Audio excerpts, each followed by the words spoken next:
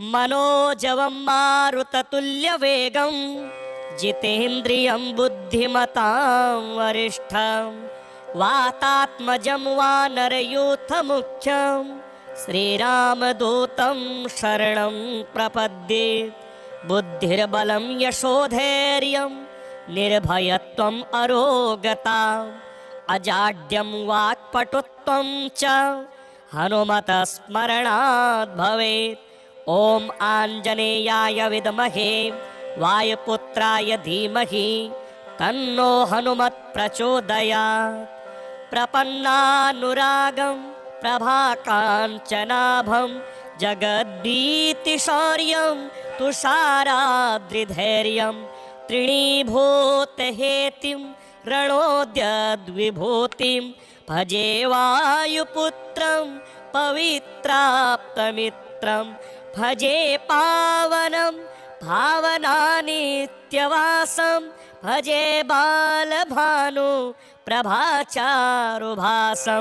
भजे चन्द्रिका कुन्दमन्दारहासं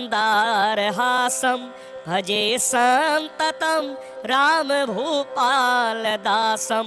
भजे लक्ष्मणप्राणरक्षातिदक्षं भजे तोषितानेकगीर्वाणपक्षं भजे घोरसङ्ग्रामसीमाहताक्षं भजे रामनामातिसम्प्राप्तरक्षं कृताभीलनादं क्षितिक्षिप्तपादं घनक्रान्तभृङ्गं कटिस्थोरुजङ्घं वियद्व्याप्तकेशं भुजाश्लेषिताश्मं जयश्रीसमेतं भजे रामदूतं चलद्वालघातं भ्रमचक्रवालं कठोराट्टहासं प्रभिन्नाब्जजाण्डं महासिंहनादा विशीर्णत्रिलोकं भजे चाञ्जनेयं प्रभुं वज्रकायं रणे भीषणे मेघनादे सनादे सरोषे समारोपिते मित्रमुखे खगानां घनानां सुराणां च मार्गे नटन्तं वहन्तं हनुमन्तमीडे कनद्रत्नजम्भारिदम्भोलिधारं कनद्यन्तनिर्धूतकालोग्रदन्तं पदाघातभीताब्धिभूतादिवासं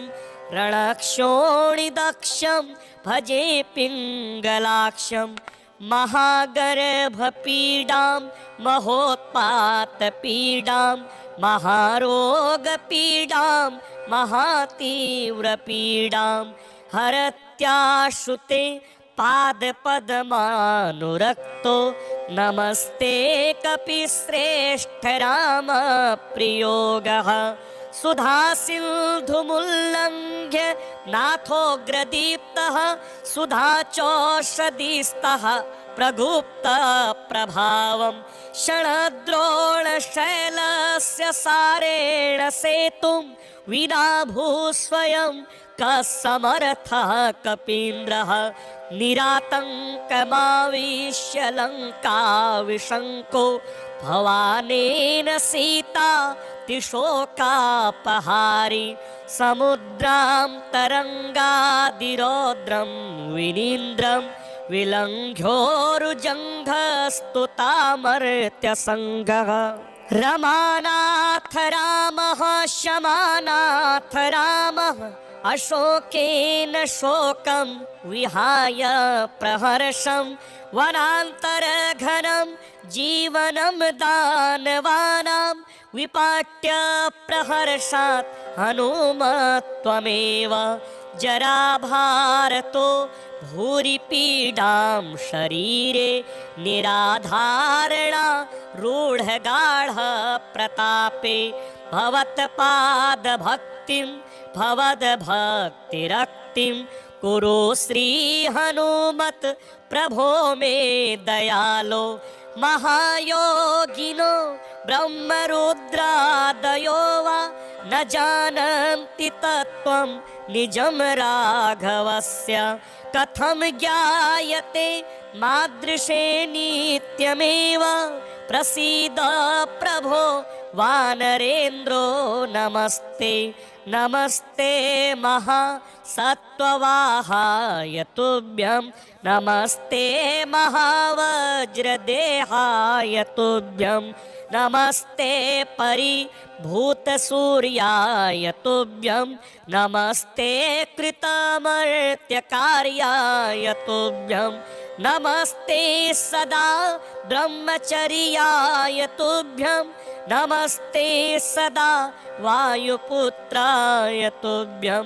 नमस्ते सदा पिङ्गलाक्षाय तुभ्यं नमस्ते सदा रामभक्ताय तुभ्यं हनुमद्भुजङ्ग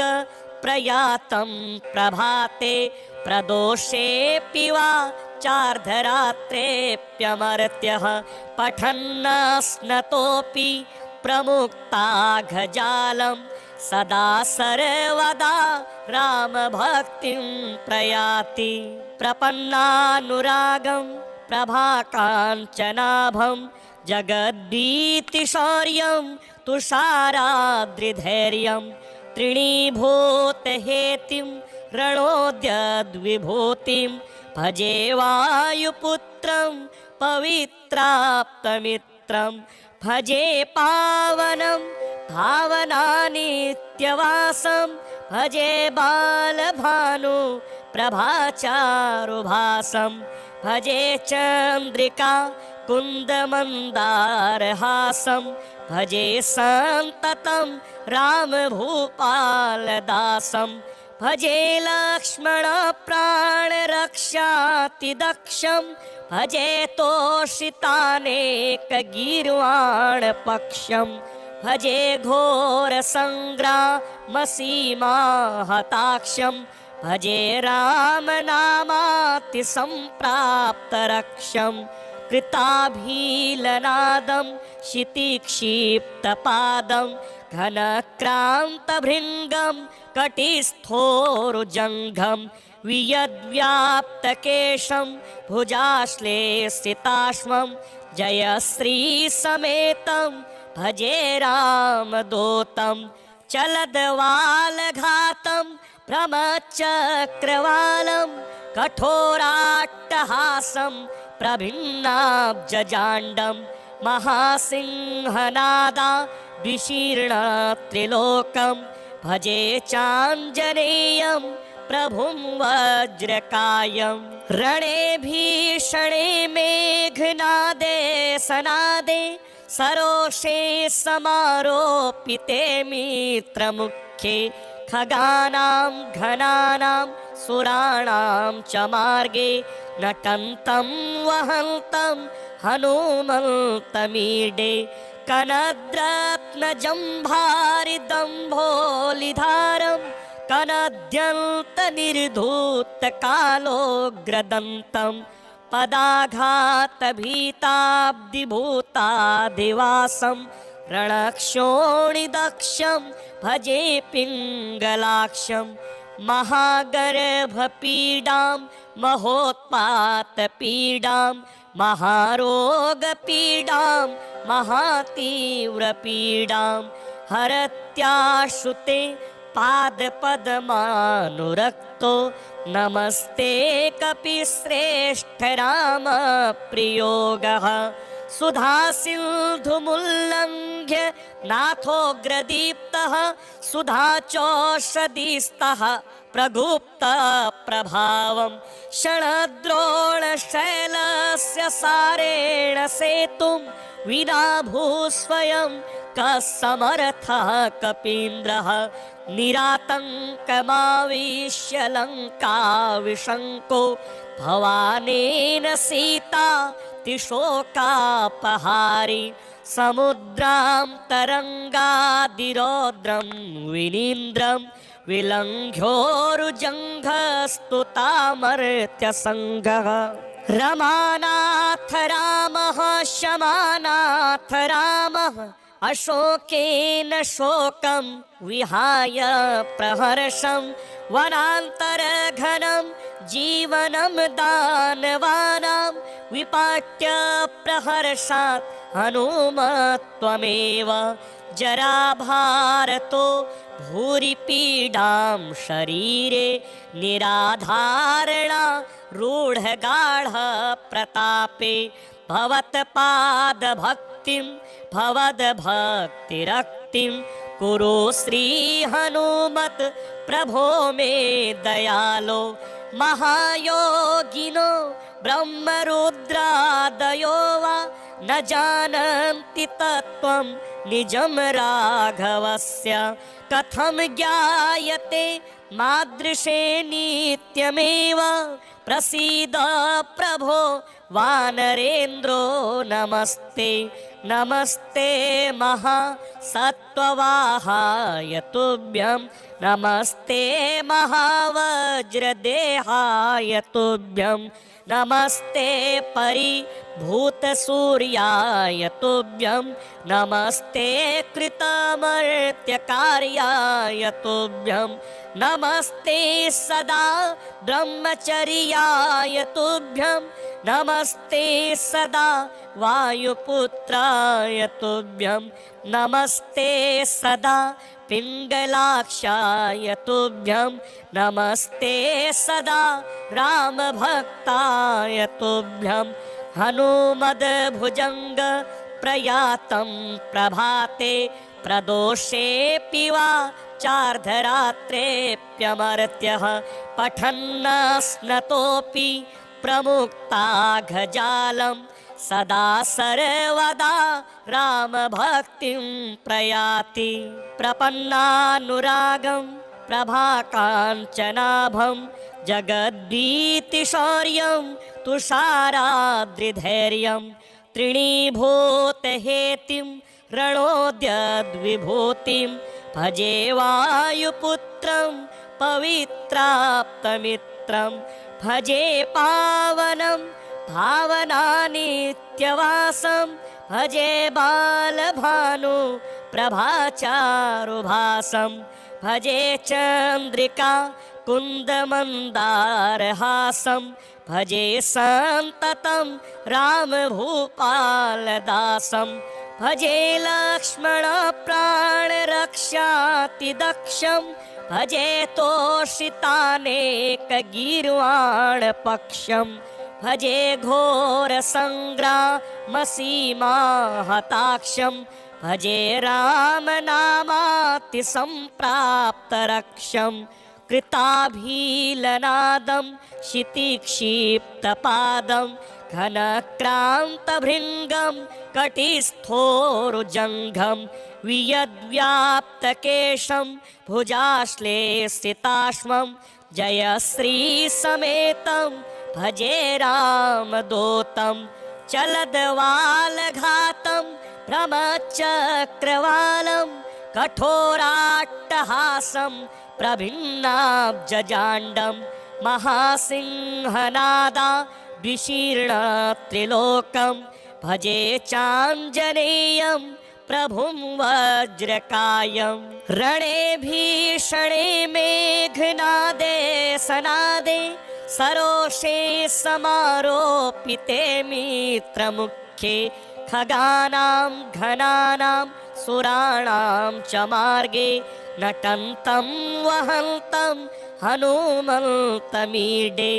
कनद्रत्नजम्भारिदम्भोलिधारं कनद्यन्तनिर्धूतकालोग्रदन्तं पदाघातभीताब्धिभूतादिवासं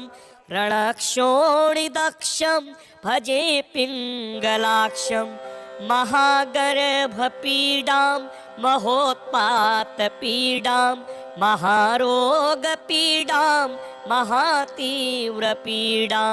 हरत्याश्रुते पादपद्मानुरक्तो नमस्ते कपिश्रेष्ठ रामप्रियोगः सुधासिन्धुमुल्लङ्घ्य नाथोऽग्रदीप्तः सुधाचोषधीस्तः प्रगुप्तप्रभावं क्षणद्रोणशैलस्य सारेण सेतुं विना भूस्वयं कः समर्थः कपीन्द्रः निरातङ्कमाविश्य लङ्काविशङ्को भवानेन सीता तिशोकापहारी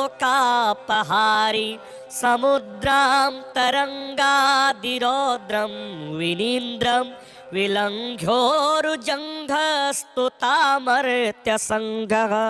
रमानाथ रामः शमानाथ रामः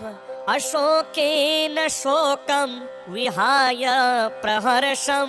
वनान्तरघनं जीवनं दानवानां विपाट्य प्रहर्षात् हनुमत्वमेव जराभारतो भूरिपीडां शरीरे निराधारणा रूढगाढ प्रतापे भवत्पादभक्तिं भवद्भक्तिरक्तिं कुरु श्रीहनुमत् प्रभो मे दयालो महायोगिनो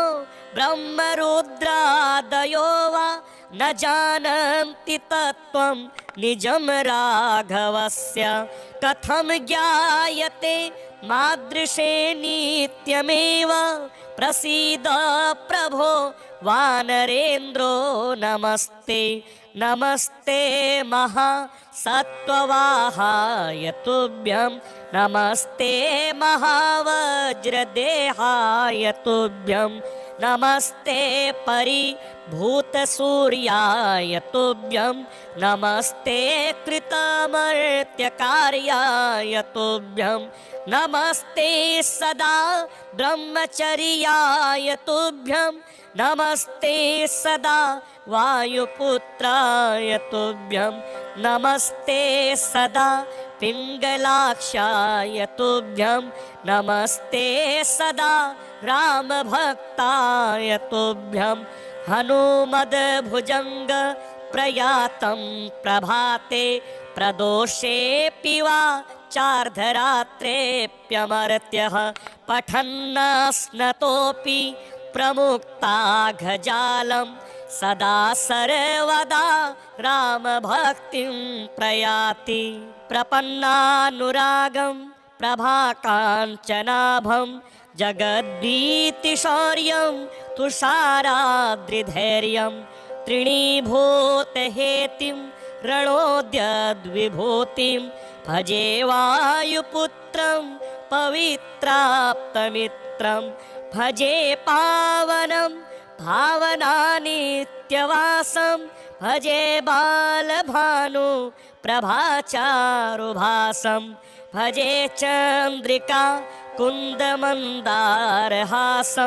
भजे सन्ततं रामभूपालदासं भजे लक्ष्मणप्राणरक्षातिदक्षं भजे तोषितानेकगीर्वाणपक्षं भजे घोरसङ्ग्रामसीमाहताक्षं भजे रामनामातिसम्प्राप्तरक्षं कृताभीलनादं क्षितिक्षिप्तपादं घनक्रान्तभृङ्गं कटिस्थोरुजङ्घं वियद्व्याप्तकेशं भुजाश्लेषिताश्वं जयश्रीसमेतं भजे रामदूतं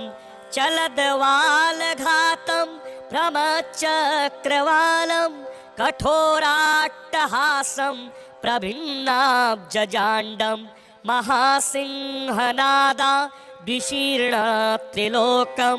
भजे चाञ्जनेयं प्रभुं वज्रकायं रणे भीषणे मेघनादे सनादे सरोषे समारोपिते मित्रमुखे खगानां घनानां सुराणां च मार्गे नटन्तं वहन्तं हनुमन्तमीडे कनद्रत्नजम्भारिदम्भोलिधारं कनद्यन्तनिर्धूतकालोग्रदन्तं पदाघातभीताब्धिभूतादिवासं रणक्षोणिदक्षं भजे पिङ्गलाक्षं महागर्भपीडां महोत्पातपीडां महारोगपीडां महातीव्रपीडां हरत्याश्रुते पादपद्मानुरक्तो नमस्ते कपिश्रेष्ठ राम प्रियोगः सुधासिन्धुमुल्लङ्घ्य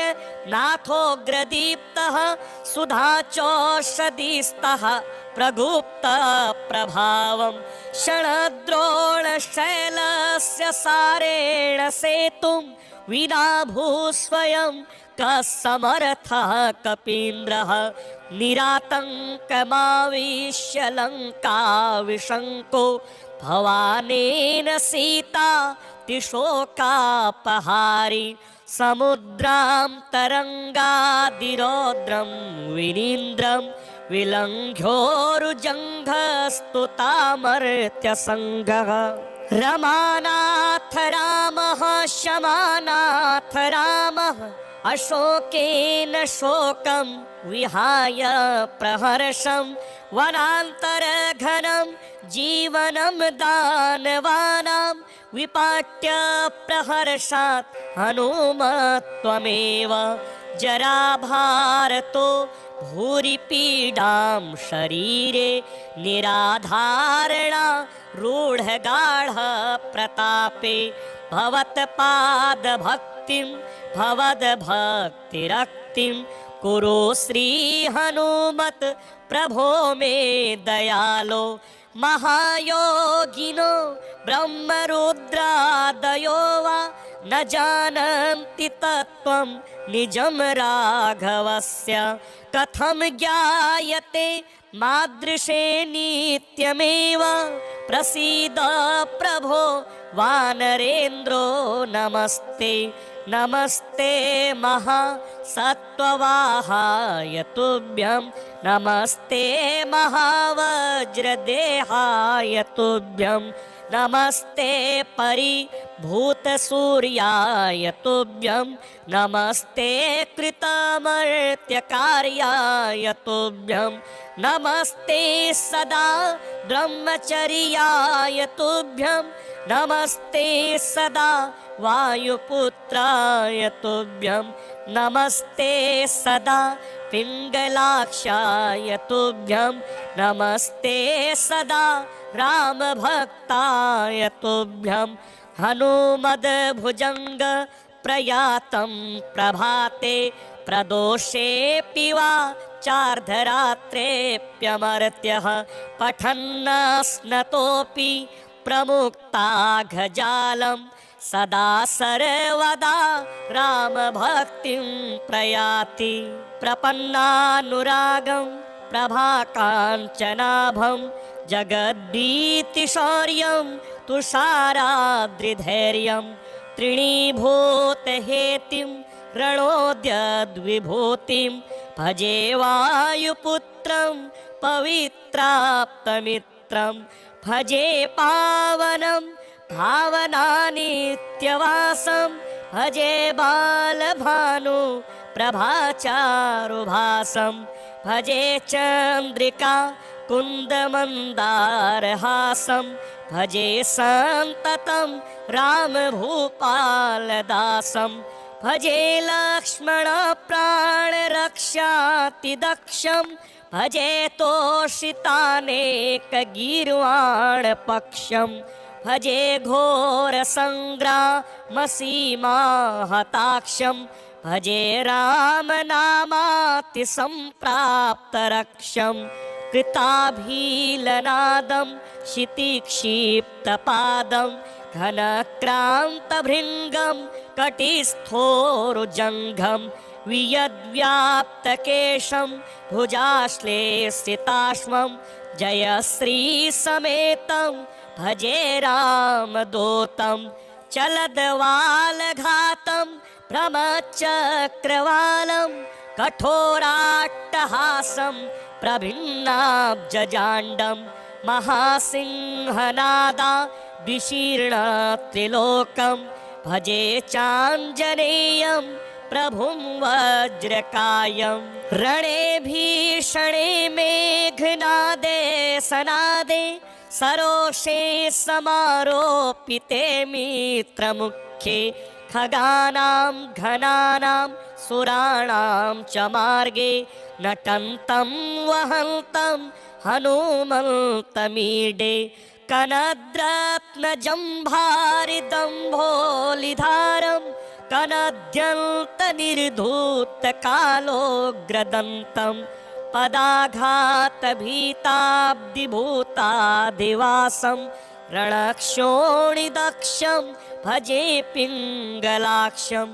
महागर्भपीडां महोत्पातपीडां महारोगपीडां महातीव्रपीडां हरत्याश्रुते पादपद्मानुरक्तो नमस्ते कपिश्रेष्ठ रामप्रियोगः सुधासिन्धुमुल्लङ्घ्य नाथोग्रदीप्तः सुधाचोषधीस्तः प्रगुप्तप्रभावं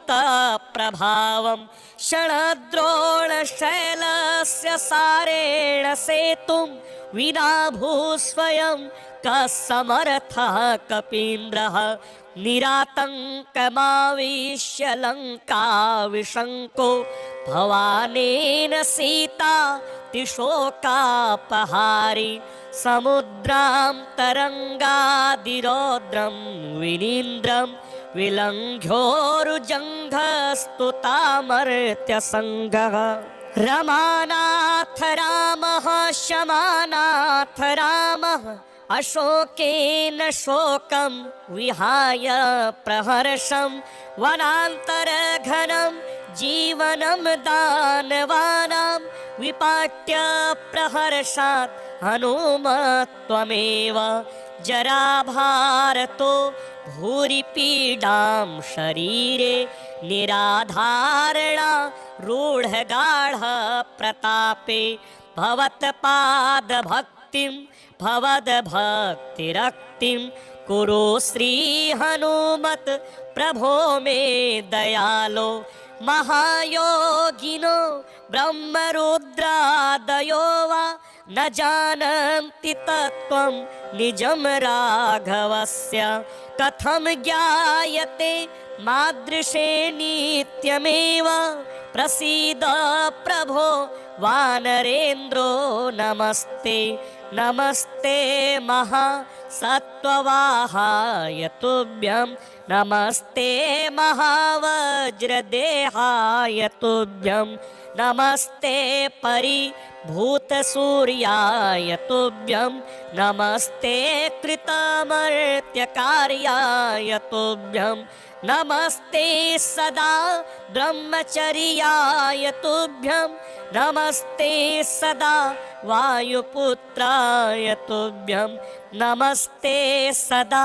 पिङ्गलाक्षाय तुभ्यं नमस्ते सदा रामभक्ताय तुभ्यं हनुमद्भुजङ्ग प्रयातं प्रभाते प्रदोषेऽपि वा चार्धरात्रेऽप्यमर्त्यः पठन्नस्नतोऽपि प्रमुक्ताघजालं सदा सर्वदा रामभक्तिं प्रयाति प्रपन्नानुरागं प्रभाकाञ्चनाभं जगद्भीतिशौर्यं तुषाराद्रिधैर्यं तृणीभूतहेतिं रणोद्यद्विभूतिं भजे वायुपुत्रं पवित्राप्तमित्रं भजे पावनं भावनानित्यवासं भजे बालभानु प्रभाचारुभासं भजे चन्द्रिका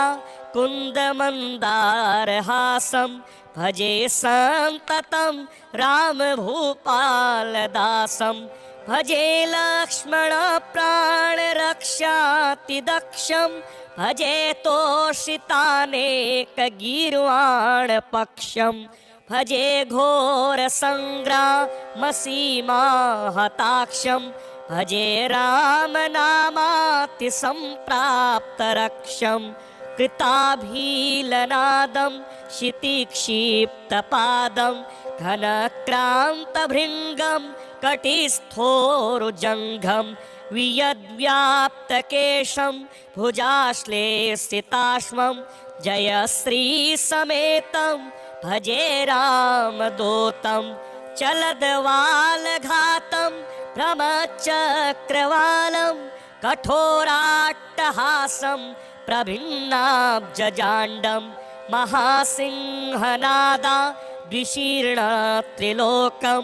भजे चाञ्जनेयं प्रभुं वज्रकायं रणे भीषणे मेघनादे सनादे सरोषे समारोपिते मित्रमुखे खगानां घनानां सुराणां च मार्गे नटन्तं वहन्तं हनुमन्तमीडे कनद्रत्नजम्भारिदम्भोलिधारं कनद्यन्तनिर्धूतकालोग्रदन्तं पदाघातभीताब्धिभूतादिवासं रणक्षोणिदक्षं भजे पिङ्गलाक्षं महागर्भपीडां महोत्पातपीडां महारोगपीडां महातीव्रपीडां हरत्याश्रुते पादपद्मानुरक्तो नमस्ते कपिश्रेष्ठ रामप्रियोगः सुधासिन्धुमुल्लङ्घ्य नाथोग्रदीप्तः सुधाचोषधीस्तः प्रगुप्तप्रभावं क्षणद्रोणशैलस्य सारेण सेतुं विना भूस्वयं कः समर्थः कपीन्द्रः निरातङ्कमाविश्य लङ्काविशङ्को भवानेन सीता तिशोकापहारी समुद्रां तरङ्गादिरौद्रं विनीन्द्रं विलङ्घ्योरुजङ्घस्तुतामर्त्यसङ्गः रमानाथ रामः शमानाथ रामः अशोकेन शोकं विहाय प्रहर्षं वनान्तरघनं जीवनं दानवानां विपाट्य प्रहर्षात् हनुमत्वमेव जराभारतो भूरि पीडां शरीरे निराधारणा रूढगाढ प्रतापे भवत्पादभक्तिं भवद्भक्तिरक्तिं कुरु श्री हनुमत् प्रभो मे दयालो महायोगिनो ब्रह्मरुद्रादयो वा न जानन्ति तत्त्वं निजं राघवस्य कथं ज्ञायते मादृशे नित्यमेव प्रसीद प्रभो वानरेन्द्रो नमस्ते नमस्ते महासत्त्ववाहाय तुभ्यं नमस्ते महावज्रदेहाय तुभ्यं नमस्ते परिभूतसूर्याय तुभ्यं नमस्ते कृतमर्त्यकार्याय तुभ्यं नमस्ते सदा ब्रह्मचर्याय तुभ्यं नमस्ते सदा वायुपुत्राय तुभ्यं नमस्ते सदा पिङ्गलाक्षाय तुभ्यं नमस्ते सदा रामभक्ताय तुभ्यं हनुमद्भुजङ्ग प्रयातं प्रभाते प्रदोषेऽपि वा चार्धरात्रेऽप्यमर्त्यः पठन्नस्नतोऽपि प्रमुक्ताघजालं सदा सर्वदा रामभक्तिं प्रयाति प्रपन्नानुरागं प्रभाकाञ्चनाभं जगद्भीतिशौर्यं तुषाराद्रिधैर्यं तृणीभूतहेतिं रणोद्यद्विभूतिं भजे वायुपुत्रं पवित्राप्तमित्रं भजे पावनं भावनानित्यवासं भजे बालभानु प्रभाचारुभासं भजे चन्द्रिका कुन्दमन्दारहासं भजे सन्ततं रामभूपालदासं भजे लक्ष्मणप्राणरक्षातिदक्षं भजे तोषितानेकगीर्वाणपक्षं भजे घोरसङ्ग्रामसीमाहताक्षं भजे रामनामातिसम्प्राप्तरक्षं कृताभीलनादं क्षितिक्षिप्तपादं घनक्रान्तभृङ्गं कटिस्थोरुजङ्घं वियद्व्याप्तकेशं भुजाश्लेषिताश्वं जयश्रीसमेतं भजे रामदूतं चलद्वालघातं भ्रमचक्रवालं कठोराट्टहासं प्रभिन्नाब्जजाण्डं महासिंहनादा द्विशीर्णत्रिलोकं भजे चाञ्जनेयं प्रभुं वज्रकायं रणे भीषणे मेघनादे सनादे सरोषे समारोपिते मित्रमुखे खगानां घनानां सुराणां च मार्गे नटन्तं वहन्तं हनुमन्तमीडे कनद्रत्नजम्भारिदम्भोलिधारं कनद्यन्तनिर्धूतकालोग्रदन्तं पदाघातभीताब्धिभूतादिवासं रणक्षोणिदक्षं भजे पिङ्गलाक्षं महागर्भपीडां महोत्पातपीडां महारोगपीडां महातीव्रपीडां हरत्याश्रुते पादपद्मानुरक्तो नमस्ते कपिश्रेष्ठ रामप्रियोगः सुधासिन्धुमुल्लङ्घ्य नाथोग्रदीप्तः सुधाचोषधीस्तः प्रगुप्तप्रभावं शणद्रोणशैलस्य सारेण सेतुं विना भूस्वयं कः समर्थः कपीन्द्रः निरातङ्कमाविश्य लङ्काविशङ्को भवानेन सीता तिशोकापहारी समुद्रां तरङ्गादिरौद्रं विनीन्द्रं विलङ्घ्योरुजङ्घस्तुतामर्त्यसङ्गः रमानाथ रामः शमानाथ रामः अशोकेन शोकं विहाय प्रहर्षं वनान्तरघनं जीवनं दानवानां विपाट्य प्रहर्षात् हनुमत्वमेव जराभारतो भूरि पीडां शरीरे निराधारणा रूढगाढ प्रतापे भवत्पादभक्तिं भवद्भक्तिरक्तिं कुरु श्रीहनुमत् प्रभो मे दयालो महायोगिनो ब्रह्मरुद्रादयो वा